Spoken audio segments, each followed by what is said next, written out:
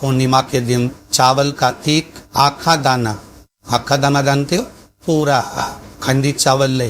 कितना चावल? एक दाना चावल शंकर भगवान के शिवलिंग पर समर्पित करिए। एक बेलपत्र जिसका डंडी का मुख अपनी ओर हो, जहाँ से चावल चढ़ाया है, उस चावल के ऊपर अपनी कामना कर रख दीजिए। चंद्रमौली भगवान का स्मरण करिए। शंकर भगवान का सर्वश्रेष्ठ सुंदर नाम है चंद्रमौली। चंद्रमौली भगवान का स्मरण करिए। अपनी कामना करता बेलपत्र समर्पित करता शिव जी पर एक लोटा पानी, एक जल पात्र समर्पित करो, कलश से जल चढ़ा दीजिए। नैनों में बचे लगाकर अपनी कामना कर कर वापिस घर को आइए। अगली पूर्णिमा आएगी, जो कामना करी है मेरा चंद्रमौली भोलेनाथ उसे पूर्ण करेंगे। अरे भाई कितना सुंदर संवाद लिखा है। अगर किसी माता का पुत्र मान लो किसी नशे में डूबा हुआ है, कोई नशा कर रहा है और गलत नशा है, आपको लग रहा है कि ये नशे में डूबा हुआ है, आपको लग रहा है कि ये गलत जगह पर डूब गया, आपको लग रहा है कि मदिरा पान में, मांसाहार में या अधिक गांजा आदि जो भी नशे होते हैं, जितने भी नशे उसमें डूब चुका है। और माँ उसको समझा रही है तो नशे में मत डूब, तो ये काम को मत कर, तो ये गलत कर्म मत कर। माँ उसको समझा कर हार गई। तो मेरा माताओं से निवेदन है, आप उसको समझाना बंद कर दो, फिर काम करना प्रारंभ कर दीजिए। हमें जो शिव महापुराण के माध्यम से शास्त्र कह रहा है कि आप 32 पूर्णिमा के व्रत प्रारंभ कर। उसमें करना क्या है, आपको केवल जिस दिन व्रत रहे रात्रि के समय पर कोई भी मीठा कुछ भी सामग्री आप चंद्र की रोशनी में, चंद्र को अर्घ देने के बाद, पूजन करने के बाद उसको रखो, और वही सामग्री जो नशा कर रहा है उसको पूर्णिमा के दूसरे दिन उसको खिला। आप धीरे धीरे खिलाना चालू करेंगे। जिस नशे में वो डूबा हुआ उस नशे से वो छूटना प्रारंभ हो जाएगा। 2 पूर्णिमा व्रत करके तो देपति में थोड़ी जरूरत, धीरे धीरे आप वो छूटना प्रारंभ। शिव महापुराण की कथा कहती है, सुंदर आनंद में श्रवण कर कर आप अपने जीवन को, ये पूर्णिमा शिव महापुराण की कथा करने में आ रही है। कुछ नहीं करना, पीपल का एक पत्ता, उस पत्ते पर थोड़ा सा चावल पूर्णिमा की रात्रि को अपने हाथ में लेकर अपने नैनों से लगाकर शरीर पर से स्वयं उतार कर उसको दरवाजे के पास रख दीजिए। पूर्णिमा की रात्रि को पूर्ण होने पर उस चावल को दूसरे दिन सूंघ कर बहते हुए पानी में डाल दिए। महाराज कितने भी रोग से ग्रसित हो गए, पीपल का ये पत्ता 52,000 ब्राह्मण की साक्षी कराता है। मैं वो ध्यान देना, पीपल के वृक्ष में स्वयं नारायण का, मेरे कृष्ण का वास है। स्वयं भगवान गीता के अंतर्गत कहते हैं कि मैं पीपल का वृक्ष हूँ। 52,000 ब्राह्मणों का वासा एक पीपल के पत्ते में होता।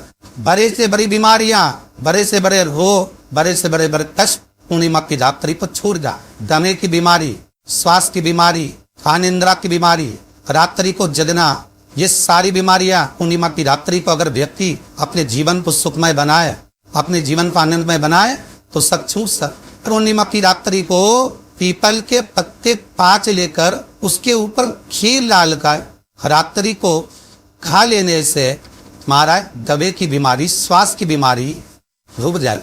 वो बीमारी बढ़ती नहीं है, उससे कष्ट नहीं होता। जिन बच्चों के नेत्र कमजोर होते हैं और रोशनी कमजोर होती है, शरद पूर्णिमा के दिन रात्रि को 12 बजे भगवान चंद्रदेव का दर्शन कराइए।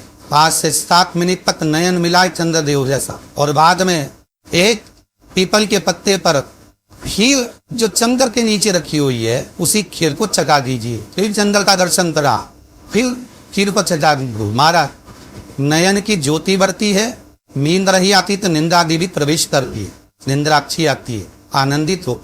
महाराज जिस व्यक्ति के शरीर में गाज पड़ जाती हो, शरीर काला पड़ जाता हो, छत्ते पड़ जाते हो या कान खाट खुजली हो जाता हो, उसके लिए भी पूर्णिमा की रात्रि को 12 बजे महाराज भगवान चंद्रदेव के लिए 21 दिए जलाए जाते हैं।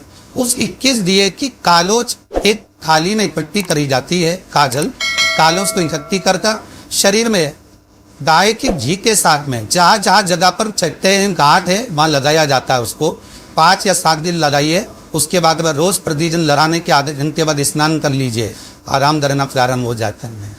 रात्रि को आप बड़े प्रेम से खीर बनाओ, चंद्रदेव की साक्षी में रखो, तो बोल रहा भगवान श्री हरि को वंश के अगर लक्ष्मी की कमी है, लक्ष्मी नहीं आ रही है, व्यापार में ही चल रहा है, तकलीफ बहुत ज़्यादा है, घर में कष्ट है, कर्जा ज़्यादा है, तो एक तांबे के कलश के ऊपर, तांबे के कलश में पानी भरना, कटोरी रखना, उस पर लक्ष्मी जी की मूर्ति रख, लक्ष्मी जी की मूर्ति नहीं हो तो चांदी का सिक्का रखना, उसके सम्मुख में आम 31 दीपक, तादीवन 31 दीपक घी के लंबी बाती के जला रहे महाराज। एक कमल गट्टा उस 31 दिए के अंदर डाल दे रहा और लक्ष्मी जी का पूजन करना, लक्ष्मी जी का स्मरण करना, खीर का भोग लगाना, पान के पत्ते पर खीर लगाना, 5 पत्ते पर खीर का भोग लगाना और माता लक्ष्मी से विनती करना। सुबह 4 बजे तक वो रखे रहने देना, सुबह 4 बजे वो उठाना, लक्ष्मी को वापिस तिजोरी में या सिक्का हो तो उसको अलमारी में रख देना, जो खीर बनी है वो प्रसाद के रूप में सुबह 8 बजे 10 बजे 9 बजे जब खाना हो प्रेम से पाना। माता जो दिए लगाए हैं वो ठंडे हो गए होंगे, उनको रखे रहने देना, बाद में काम आते रहेंगे, या दिए विसर्जन करना हो तो आपकी मर्जी है। पर वो मट्टी के दिए लगेंगे, आटे के दिए नहीं लगेंगे, मट्टी के दीप लगाना है आपको 31, घी के दिए लगाना। लक्ष्मी जी का पूजन करो, पंपू चावल हल्दी मोली से सब तरह सुख मिलेगा, आनंद मिलेगा, लक्ष्मी की वृद्धि होगी, कार्य सिद्धि होगी। दूसरा क्रम, आप शाम को प्रदोष काल के समय 4:30 बजे से 6 बजे के बीच में 1 नौका पानी, उसमें 5 बेलपत्र रखा, 1 कमल गट्टा डालकर भगवान चंद्रेश्वर महादेव के नाम से भगवान शंकर को चढ़ा दीजिए।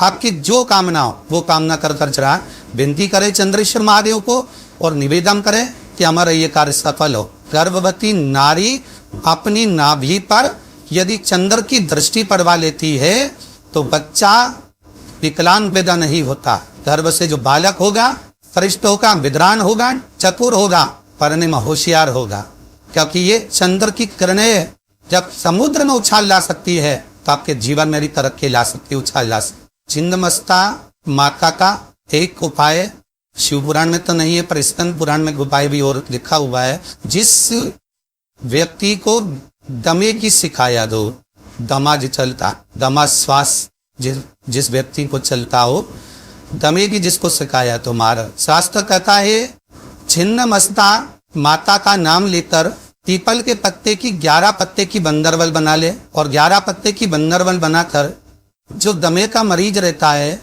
उसके जहाँ सोता है उसके कमरे में कहीं पर भी वो पत्ते की बंदरवल बांधने के बाद में उस बंदरवाल को 7 दिन 8 दिन में वो बंदरवाल पूरी सूख जाती है। सूखने के बाद उस बंदरवाल के पत्ते पर निकाल लीजिए, पीस लीजिए, पीस कर पानी में दला लीजिए, उसको छान लीजिए। छानने के बाद थोड़ा थोड़ा पानी, जिसको दमे की शिकायत होती है उसको 2-4 बूंद पानी दे दो और शरीर में मलना प्रारंभ कर दो। 8 से 10 दिन तक मलिए, दमे में आराम लग जाता है। माँ छिन्न मस्तक माता का स्मरण मात्र कर लेने से, छिन्न मस्तक माता का मात्र स्मरण कर लेने से जीव की आधी तकलीफें नष्ट हो जाती। श्री शिवाय नमस्तुभ्यम, सब बोलिए एक बार जमकर, श्री शिवाय नमस्तुभ्यम।